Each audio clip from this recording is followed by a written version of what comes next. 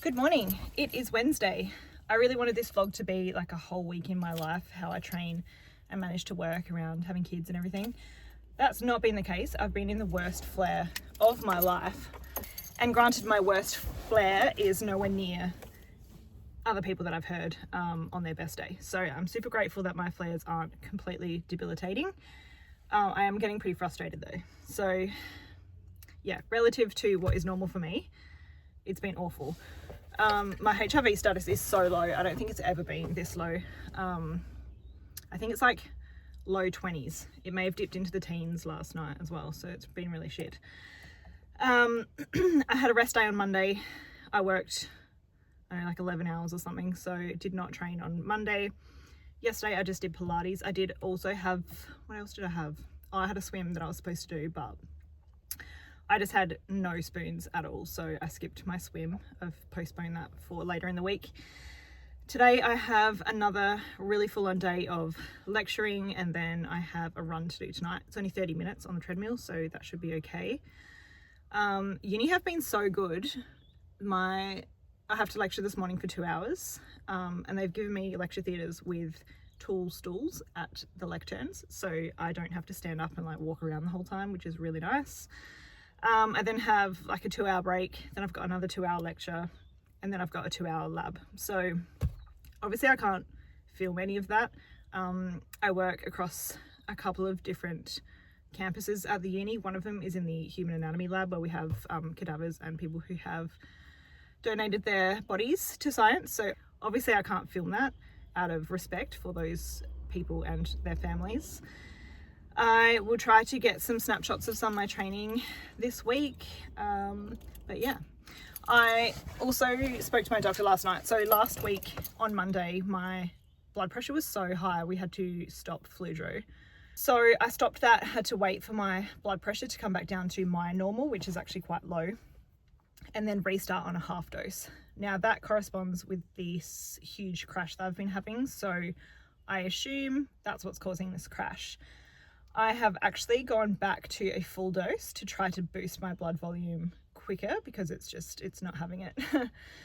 But we've also stopped Mitadrine, because obviously Mitadrine increases blood pressure more. So having both a full dose of Fludro and Mitadrine was causing hypertension for me. So I felt so good on Fludro, which kind of leans into the fact that I do have a hypervolemic type of POTS where my blood volume just isn't enough. My running heart rate on Fludro was like 120, which is absolutely wild for me. It's never ever been, it's not even that low when I stand up. So that was amazing. So I'm hoping I can get that back. Excuse me, my nervous system doesn't understand how to talk, which is great for a lecturer. Anyway, I think that's all I have to say. I will do my best to do some filming. I always say that and then I just don't, so you know, we'll see how it goes. Have a good day.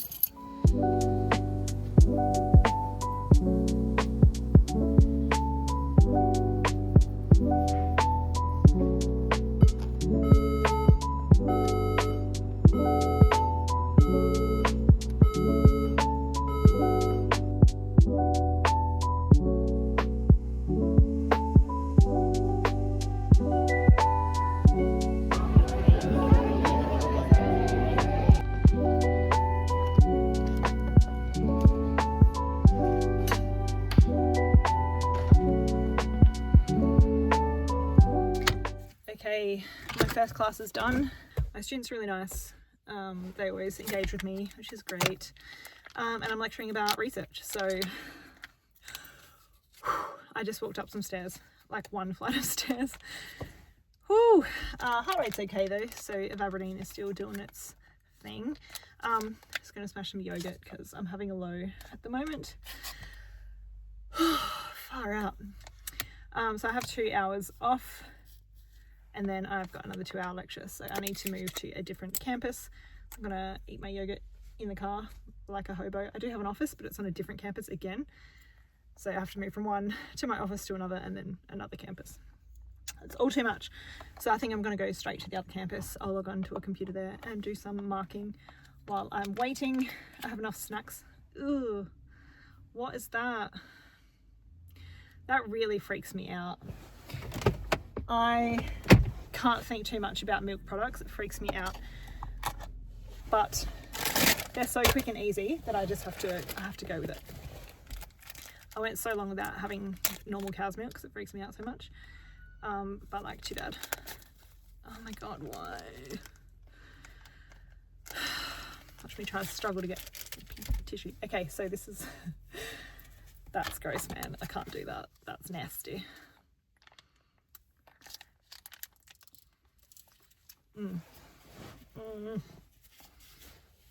I've really been trying to increase my protein. And I found that when I do, okay, I've tried this for like 3 or 4 days. So I do not have enough data. But I found if I do increase my protein, I don't get lows, which absolutely makes sense.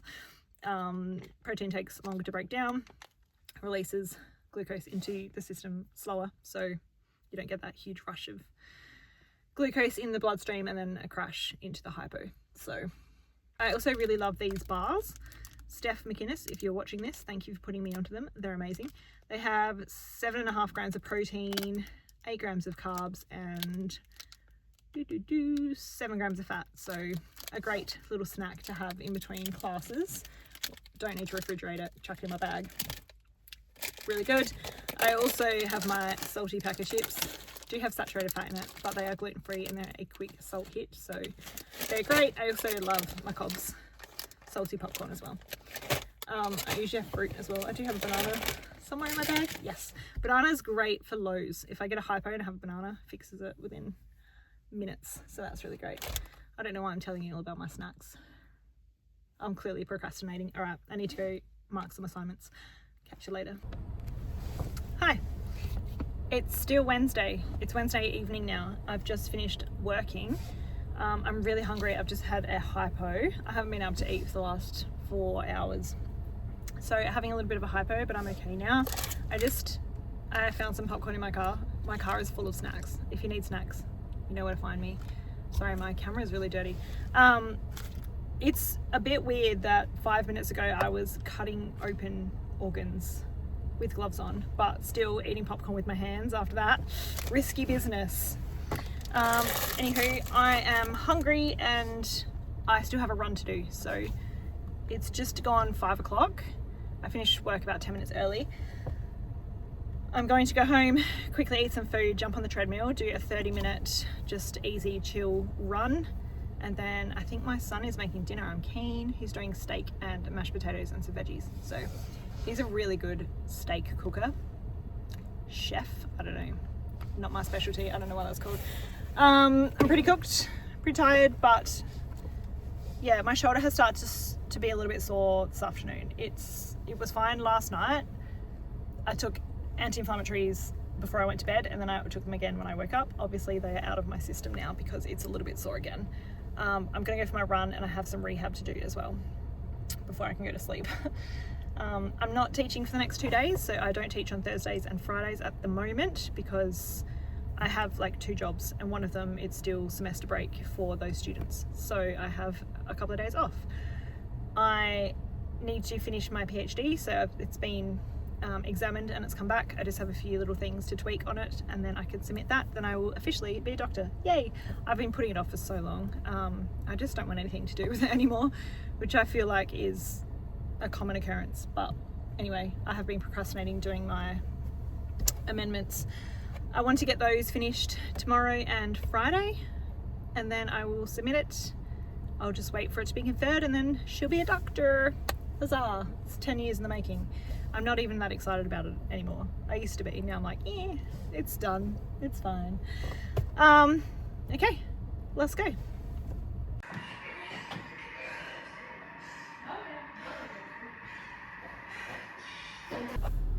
Good morning, it's Sunday. I really wanted this whole weekly vlog to be like, hey, this is how I train with POTS. It has not been like that at all. I've been in maybe the worst flare of my life for the last 5 days, maybe. It started kind of happening on Tuesday and I went downhill pretty quickly from there. As you can hear, I'm very out of breath just from walking to the car. yeah, it's been a pretty hard week, I won't lie. Friday, I could barely get out of bed. My heart rate was skyrocketing as soon as I moved. Even from laying down to sitting up, I was having tackies. I can't really figure out what has been causing this flare. We have been messing around with my meds a little bit, so I feel like it was the sudden drop in blood pressure from reducing my fludrocortisone dose, and we did that because too much fludrocortisone was boosting my blood volume too much, so I was actually getting like grade 2 hypertension.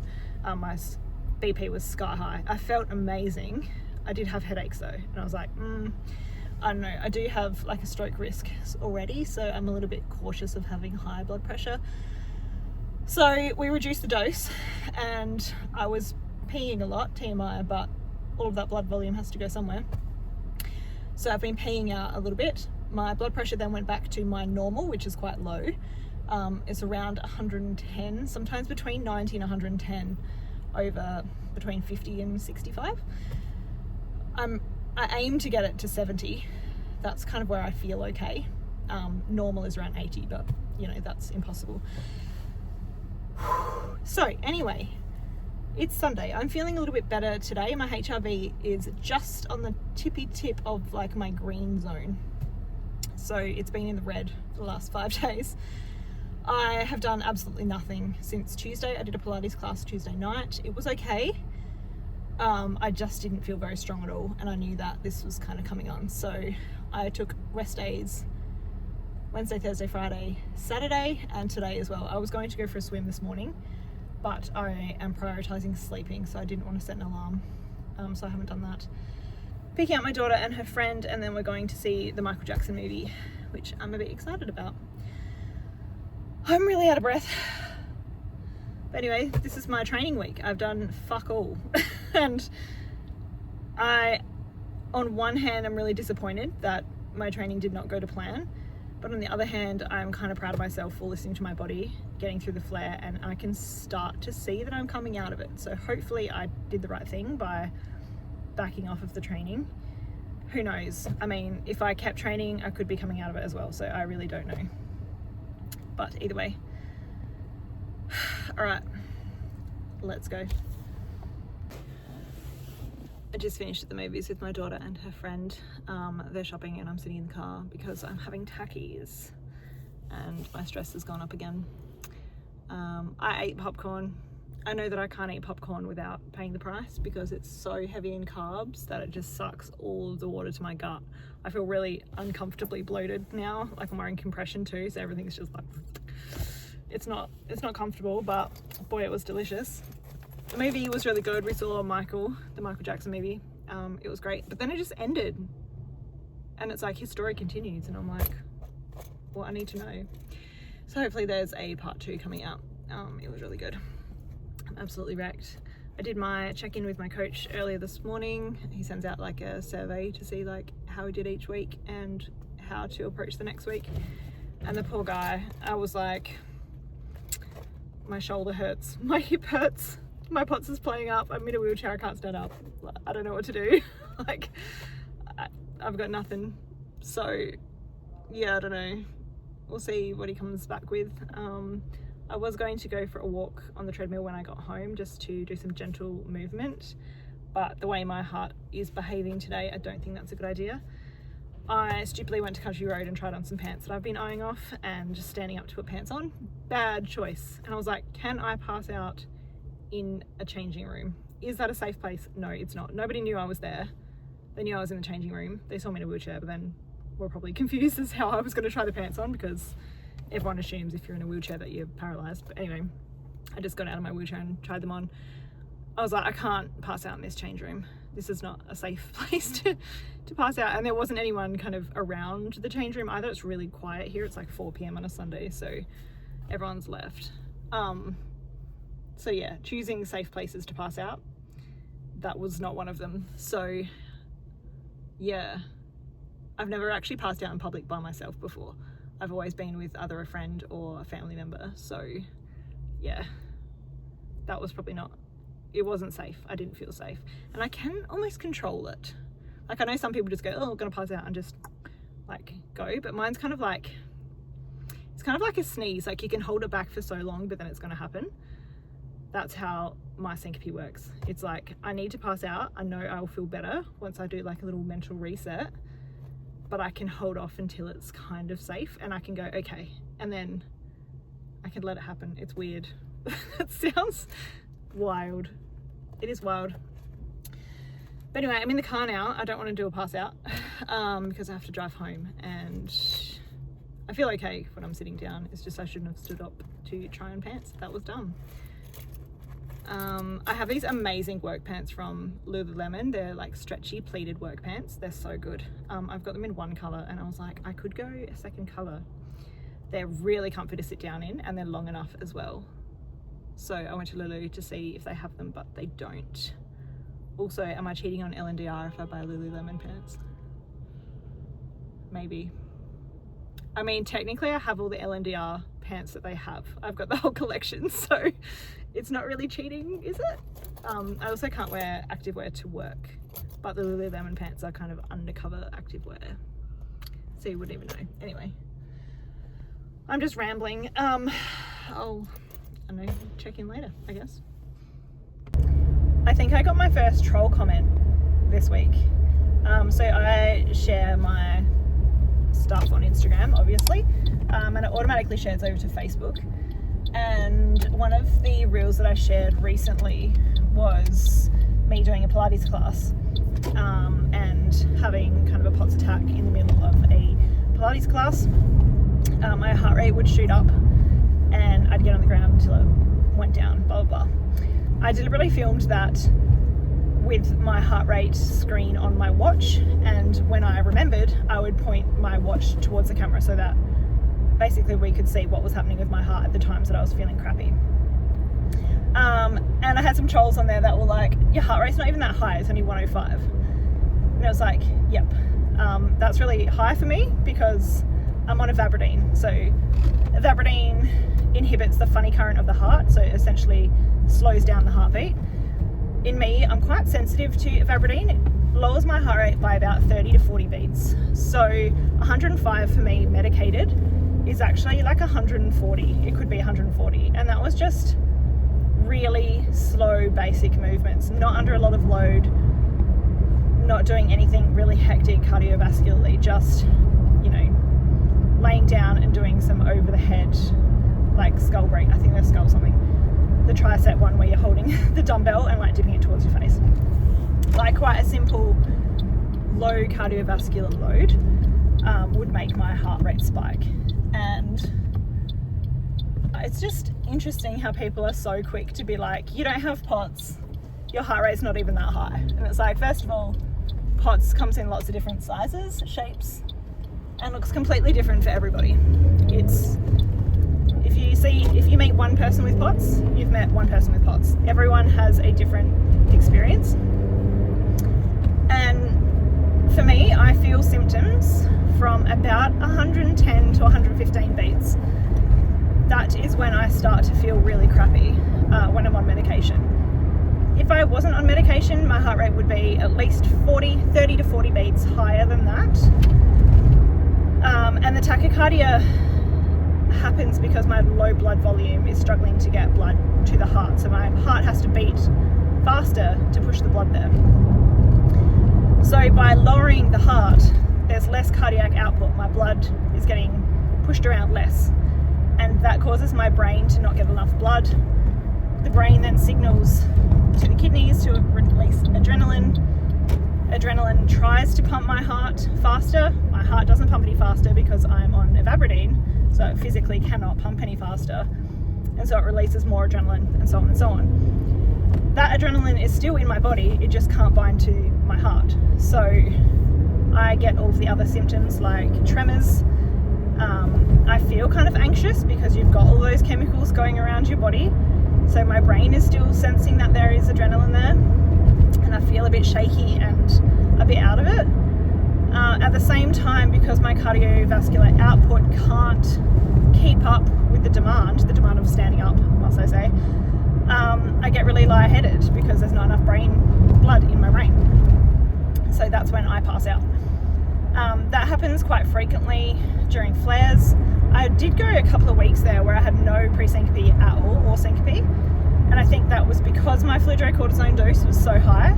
I had so much blood volume. I felt really fluidy, which was, I felt fantastic in a cardiovascular sense. I felt really puffy and uncomfortable in a body sense. But I will take uncomfortable body over passing out any day. So yeah, anyway, I just think it's quite interesting that people are so quick to be like, you don't have POTS, your heart's only at 105. And I was like, yes, well, it actually would be 140, and that's doing the most basic of movements. So how about we don't have a go at people's experiences, because perhaps they don't match yours, you know? Let's stay in our lane, yeah? Anyway, that's all I have to say.